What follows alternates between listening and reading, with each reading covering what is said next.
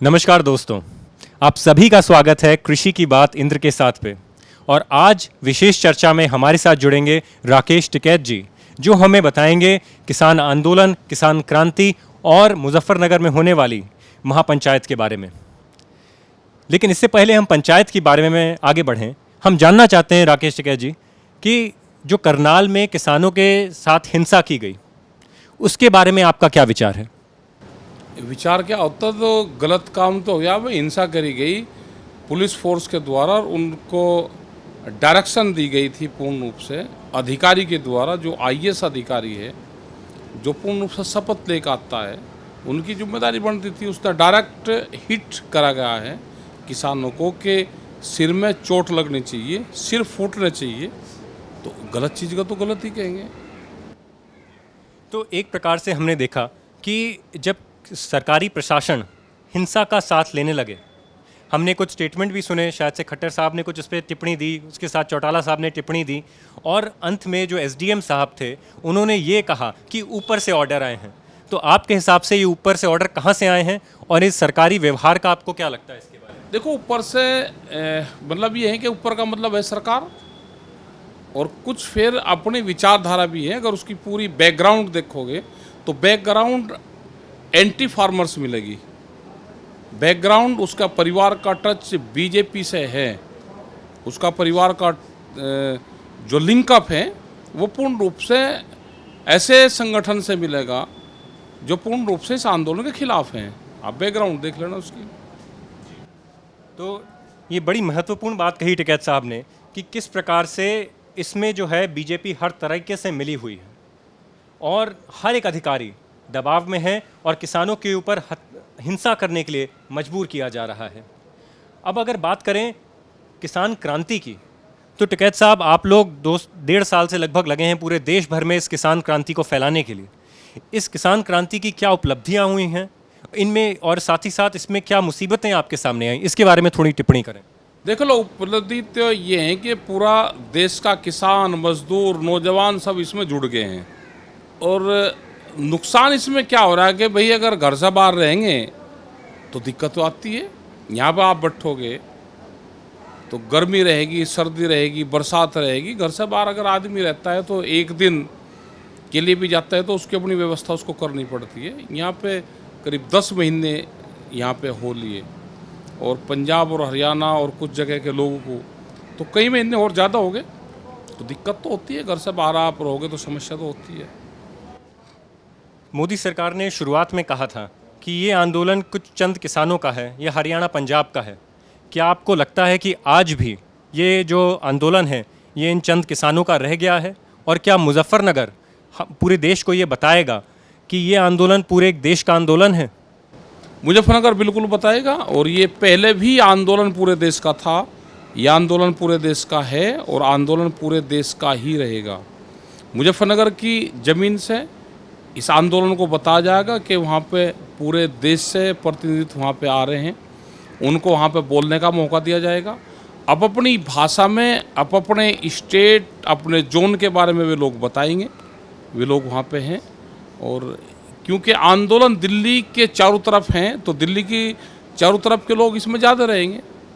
बाहर से ट्रेनें कम चल रही हैं, बहुत खर्चा लोगों का बैठता है, लेकिन जब भी हम साउथ या नॉर्थ के अंदर जाते हैं तो आंदोलन से सब लोग देश के जुड़े हुए हैं।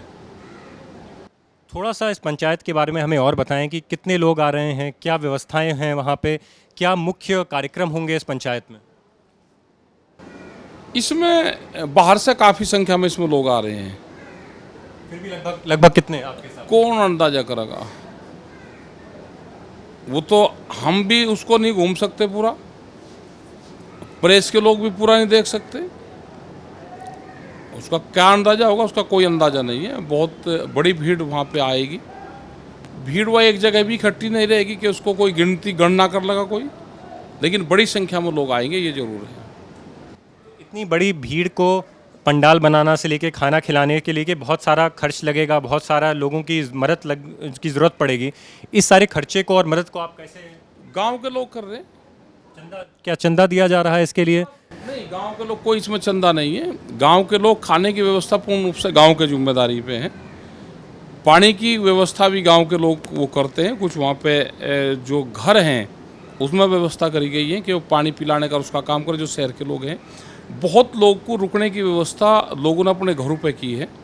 बहुत वहाँ पे बैंक्वेट हॉल और वे खोले गए हैं, वो फ्री ऑफ कॉस्ट पे सब चीज़ें हैं।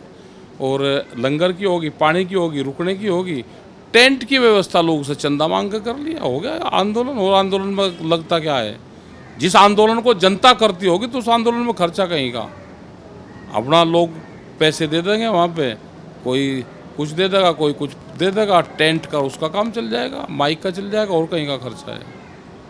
तो ये जो जनता आंदोलन के लिए आ रही है, क्या यही जनता 2022 में जो ज़्यादतियाँ किसानों के साथ हुई हैं उनके खिलाफ भी खड़ी होगी, और क्या बीजेपी को वोट की चोट कर पाएगी?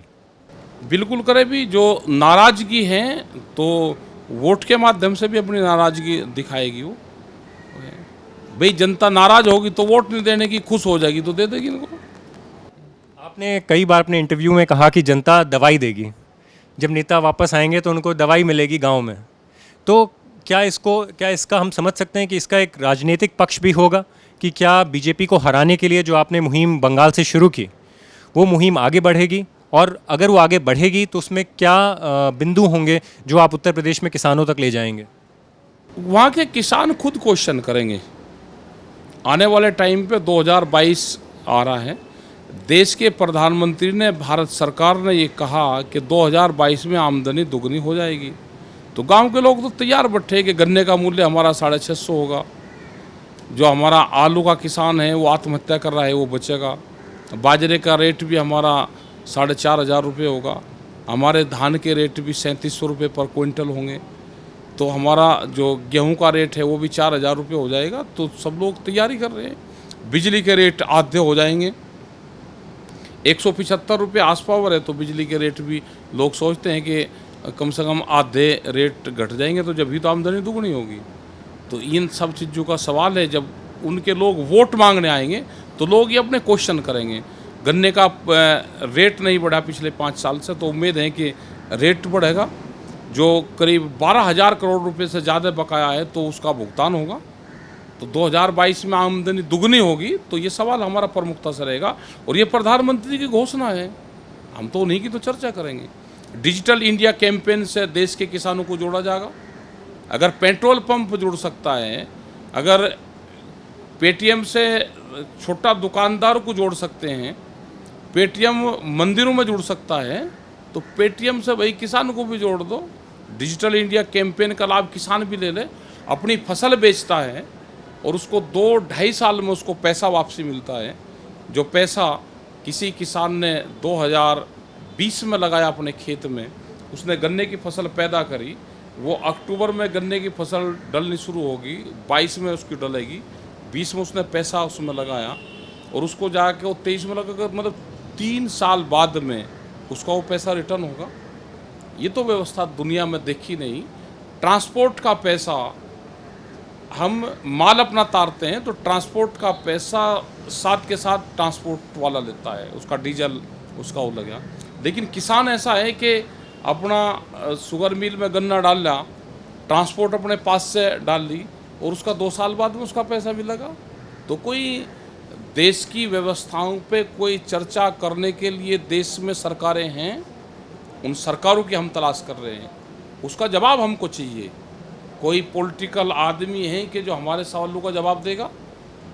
उन पॉलिटिकल आदमी को तलाश कर रहे हैं हम। ये सारी चीज़ें मुजफ्फरनगर की पंचायत में होगी, जनता इस पर चर्चा करेगी, अब अपने तरीके से लोग बोल लेंगे। जी, जब हम लोग तमिलनाडु में थे और वहाँ पे कॉन्फ्रेंस में थे तो एक खबर आई कि बीजेपी की कुछ नेताओं ने कहा कि अगर कृषि कानून पसंद नहीं है तो हमें सत्ता से गिरा के हटाओ। आप भी थे उस टाइम उस मीटिंग में जब ये बात चर्चा हुई। तो क्या किसानों को अब एक राजनीतिक मंच के रूप में सामने आना पड़ेगा? मैं ये नहीं कह रहा कि उन्हें राजनीतिक पार्टी बनानी हो, लेकिन क्या वो दूसरी पार्टियों से गठबंधन करेंगे या बीजेपी के खिलाफ एक आवाज़ उठाएंगे? देखो, गठबंधन करना तो उसका होता है कि वो चुनाव लड़े। हमारा है कि जो भी सत्ता में है, जो भी सरकारें गलत फैसले लेकर आएगी, हम उसका विरोध करेंगे। और ये 8-9 महीने से आंदोलन चल रहा है, तो इस सरकार के खिलाफ एक विरोध है ये हमारा। सरकारें नहीं मानेगी तो हमारा विरोध चलता रहेगा। कौन सत्ता में आएगा कौन नहीं आएगा उससे हमारा वो नहीं है। आज पूर्ण रूप से सरकारों के कब्जे में पूरा सिस्टम आ चुका है। चुनाव आयोग उनके कब्जे में है। बीजेपी के हारे हुए कैंडिडेट को भी जीत का सर्टिफिकेट मिलेगा, ये पूरा देश जानता है। जनता तो इनको वोट नहीं देती, लेकिन जीतेंगे इनके candidate. DC, DM, SP, police प्रशासन, फोर्स, कोर्ट, कचहरियां सब इनके कब्जे में हैं। पूरी एजेंसियां देश की सब कब्जे में हैं इनके। तो अब आंदोलन का ही एक रास्ता है कि आंदोलन से ही आप बच सकते हो, और बगैर आंदोलन के देश में कुछ होने वाला नहीं।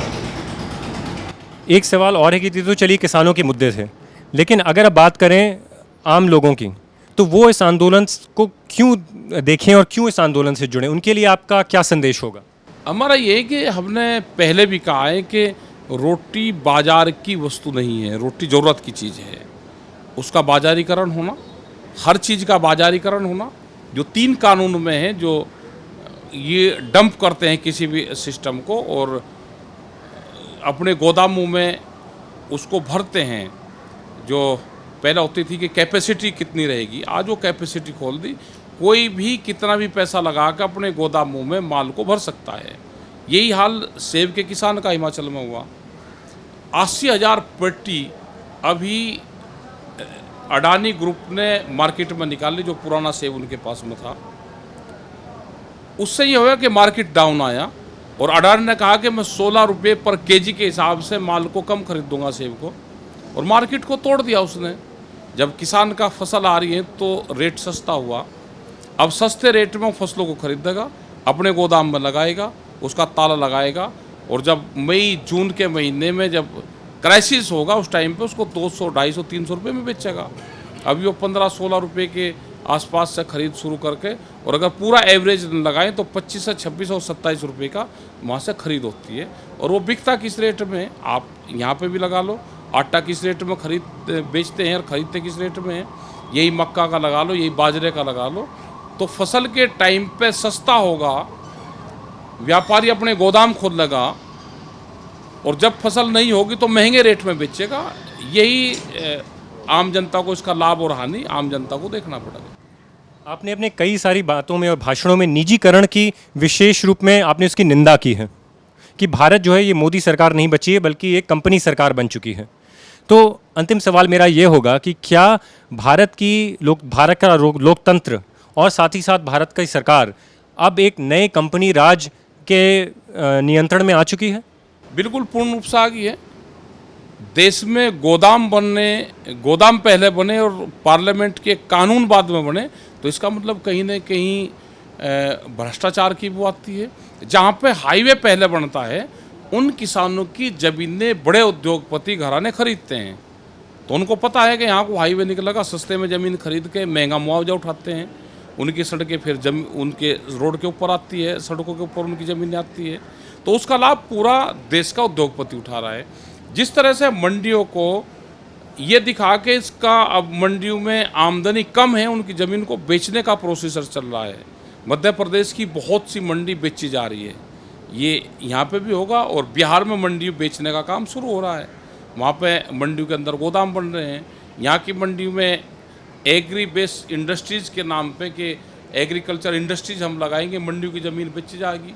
एक ज़िले में कई 100 करोड़ रुपया की ज़मीनें मंडियों की हैं शहर के बीच में, उन पर इनकी नज़रें हैं। खेल के मैदान पर इनकी नज़रें हैं, जो यूथ है हमारा खेलता था उस पर नज़रें हैं। तो पूरे देश की जो ज़मीन थी किसी भी संस्था के पास में, उसको बेचने का काम करा जा रहा है। अंतिम सवाल कि क्या आपको लगता है किसान यूपी में जीतेगा? किसान तो देश में जीतेगा, ये ना यूपी का आंदोलन है। किसान ही तो देश का जीतेगा, नौजवान जीतेगा, वो मजदूर जीतेगा जो जंगलों में रहता है, जिसने कभी सड़कें नहीं देखी। ये आंदोलन उसका भी है, ये देश की जनता जीतेगी। धन्यवाद राकेश टिकैत जी। द वायर के और वीडियोस देखने के लिए सब्सक्राइब करें और बेल आइकन पर क्लिक करें। स्वतंत्र पत्रकारिता की आर्थिक मदद करने के लिए डिस्क्रिप्शन में दिए गए लिंक पर जाएं और अपनी राशि चुनें।